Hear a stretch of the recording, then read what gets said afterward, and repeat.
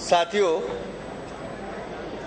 इतनी गंभीर चर्चाओं के बाद अब चर्चा करने के लिए कुछ खास रह नहीं जाता है, लेकिन हमारे साथियों ने सवेरे दोपहर के पहले जो मैंने कुछ बातें कही थी उसके बारे में मुझे और आगे विस्तार से कहने के लिए आग्रह किया था। वैसे तो आपको जो किताबें मिलेंगी उनमें वो सब लिखा हुआ है, लेकिन मैं आपको ठीक 10 मिनट के अंदर ही कुछ बातें बताऊंगा जो कि बड़ी कड़वी बातें। मैं आपसे ये पूछना चाहता हूं, अधिकतर लोग खेती किसानी वाले हैं। ये खेती किसानी का काम जो है ये अकुशल काम है कि कुशल काम है? सवाल समझे? खेती किसानी का काम कुशल है कि अकुशल है? आपकी सरकार क्या कहती है? कब से कह रही है? आजादी के पहले से कह रही, आजादी के आने के बाद से कह रही है। तो कुशल और अकुशल में अंतर होने का मतलब क्या हुआ कि आपकी गांठ काट ली। तमाम सब इस समय जो बातें हो रही थी, जो तुम्हें मेहनत का मोल 500 रुपया मिलना चाहिए था, वो जो है आपका 50 रुपया और 100 रुपया रह गया। इसीलिए हमने तो यही कहा कि भाई बताओ कि कुशल है कि अकुशल है। और तो हम सरकार से और राज्य से यही कहते हैं कि ये तुम बेईमानी कर रहे हो। किसानी की मेहनत का मोल कुशल कारीगर से कम नहीं। मैं आवाज लगाऊंगा, आप लोग बताइए, किसानी की मेहनत का मोल, किसानी की मेहनत का मोल कुशल कारीगर से कम नहीं। ठीक है ना? कि किसानी अकुशल है? अकुशल नहीं है तो कुशल, तो इसको जरा लगाइए ना। किसानी की मेहनत का मोल,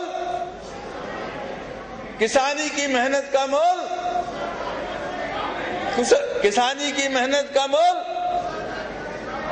तो भाइयों, इसका मतलब क्या हुआ कि पूरे हिंदुस्तान की जितनी संपदा है उसका आधा ये लोग खा गए। कुशल और अकुशल में दूने का तो फर्क होता है ना।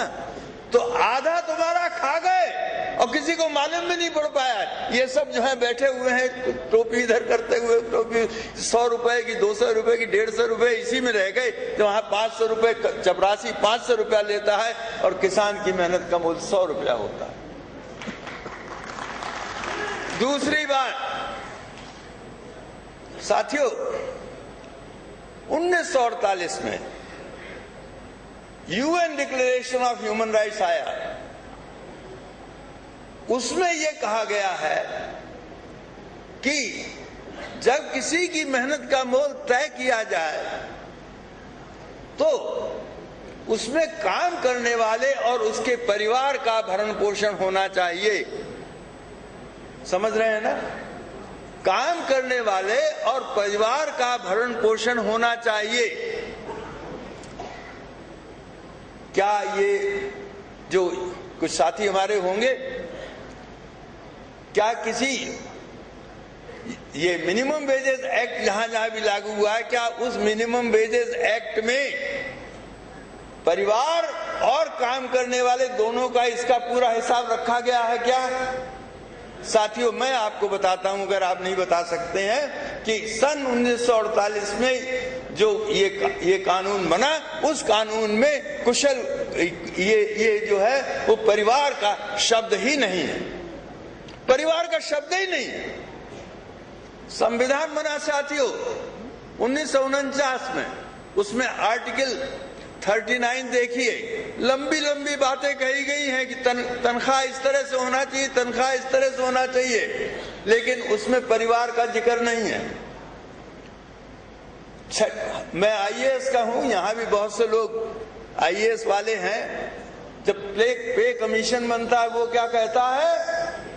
पे कमीशन कहता है कि कलेक्टर साहब की तनख्वाह इतनी होनी चाहिए कि कलेक्टर साहब उनके घर का हिसाब चल सके।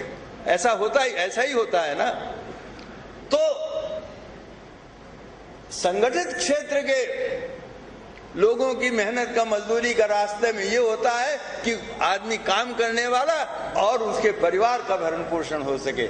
लेकिन आपको परिवार का भरण पोषण के लिए संविधान में व्यवस्था नहीं है। मतलब क्या हुआ?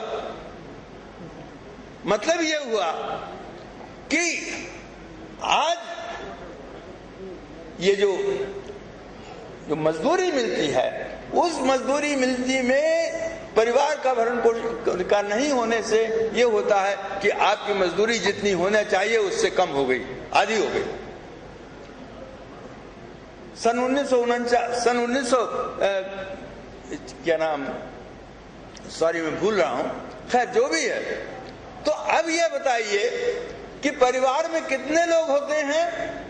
आमतौर पर 5 लोग होते हैं कम से कम, कि नहीं? 5 लोग होते हैं। अब इसमें 5 लोग होते हैं तो हमारे यहाँ कुछ संगठनों ने ये तय किया नहीं नहीं नहीं नहीं, ये तो गलत हो रहा है। उन्होंने क्या, परिवार का भरण पोषण होना चाहिए। ठीक है साहब, उन्होंने हिसाब लगाया परिवार में कितने लोग होना चाहिए। तो साहब ये रेडिकल जो डिपार्टमेंट है उसने ये कहा उसमें 2+2 होना चाहिए। 2+2 का मतलब क्या हुआ? 2 वयस्क और 2 बच्चे।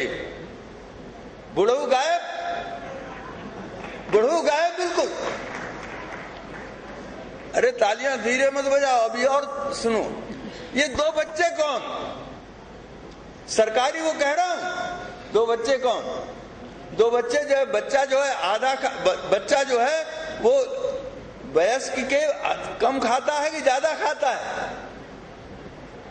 तो हमारे वहां पर गणना करने वालों ने कहा नहीं नहीं नहीं, बच्चा जो है वो आधा है, क्योंकि रेल में टिकट आधा मिलता है ना। तो रेल में टिकट आधा मिलता है तो उनका बच्चा आधा है। उन्होंने कहा परिवार का मतलब 3 हो गए। 2 बच्चे, 2 बच्चों को का हुआ 1 और 2 हुए ये 3 हो गए। फिर इसमें से बुढ़ऊ गायब और बच्चा आधा हो गया। तो हम पूछते हैं आप लोगों से कि ये बच्चा जो है बड़े से बराबर खाता है कि उससे ज्यादा खाता है कि उससे कम खाता है? ज्यादा खाता है। महिलाएं बैठी हुई है, भैया बच्चा जो है वो सवाया खाता है कि ड्योढ़ा खाता है? हमने सब जगह जिस जगह पूछा उन्होंने कहा आदमी का ड्योढ़ा खाता है बच्चा। तो सवेरे से क्या करता रहता है? यही तो करता रहता है, खाता है, हगता है, खाता है, हगता है, तो कपड़े फाड़ता है, कहीं इधर करता है, यही करता रहता है ना, क्योंकि यही उसका बनने। तो मतलब क्या हुआ कि आपकी मेहनत के मोल में आधा फिर खा लिया, उधर आपका आधा उधर लगा लिया और आधे का और आधा कर दिया। तो मतलब ये है कि आपकी मेहनत का मोल 1/4 हो गया। 1/4। साथियों मैंने हिसाब लगाया है कि इस एक धोखे से आपके खेती किसानी करने वालों का इतना नुकसान हुआ है कि जिसको कि ये कहा जा सकता है कि एक गांव से 1 करोड़ रुपए का नुकसान हुआ है। और मैं चुनौती देता हूं जो मेरे इस कागज को, इस गणना को जो इसको वो करे। एक मीटिंग में यही बात हो रही थी। तो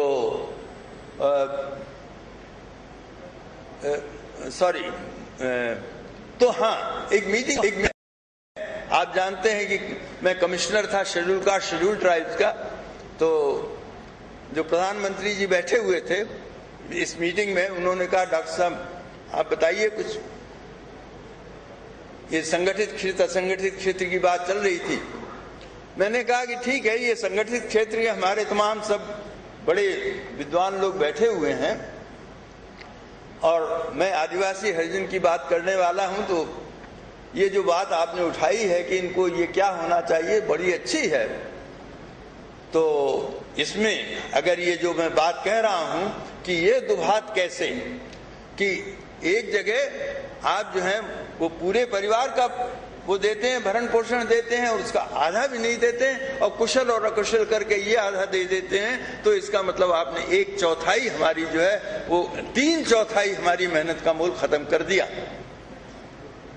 जैसा मैंने कहा कि मैंने हिसाब लगाया है कि हर गांव से 1 करोड़ रुपया इस तरह से जा रहा है इस मेहनत का मोल कम करने के कारण, कम करने से, जिसके बारे में कहीं कोई बात नहीं है।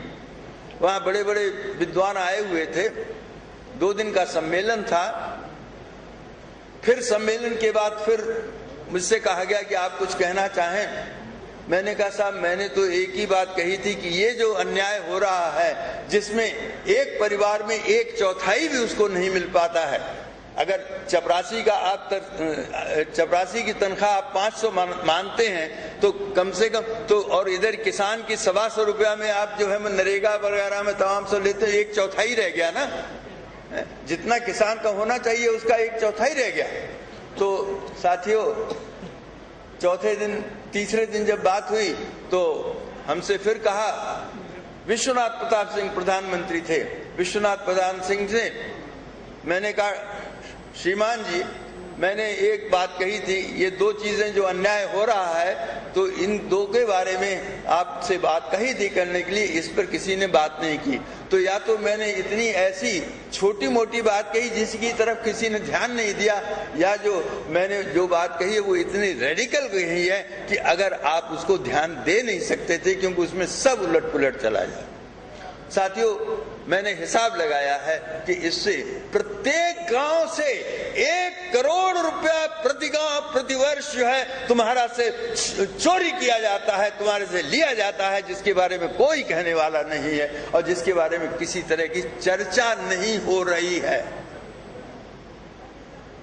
मैं ये बात यहीं पे खत्म करूंगा, इतनी बात कह करके कि जिसको 1/4 मिले उसके ऊपर कर्ज होना तो स्वाभाविक है। क्या आप जानते हैं कि आप पर कर्ज किस प्रकार से, ब्याज का दर किस तरह से लिया जाता है? अंग्रेजों के जमाने में ये कहा था, खेती किसानी करने वाले से जो कर्ज लेगा वो कर्ज जो है सिंपल इंटरेस्ट होगा, सादा ब्याज होगा, चक्रवृद्धि ब्याज नहीं हो सकता है। आप देख लीजिए कि आपके सबके ऊपर चक्रवृद्धि ब्याज लगा हुआ है। सिंपल इंटरेस्ट 4% का होता है, चक्रवृद्धि ब्याज 20% का होता है, इसमें तमाम सब वो हो रहा है। तो साथियों, कि खेती किसानी करने वाले के साथ सबसे बड़ा धोखा हो रहा है कि उसके पास कुछ नहीं रहने दिया जाता है, सब इस तरह से उसके बिना जाने लूट लिया जाता है।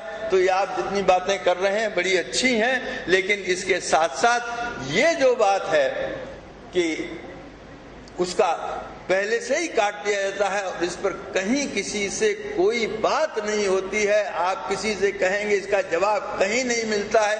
मैं प्लानिंग कमीशन में बात करता रहा हूँ, राष्ट्रपति के साथ बात करता रहा हूँ, लेकिन इन चीजों में हमारे गांव में जैसे मकरमुंड कहते हैं एक आदमी को, जो कि तगड़ा आदमी होता है, वो आपकी बात सुनता रहता है, मुस्कुराता रहता है, लेकिन जवाब नहीं देता है।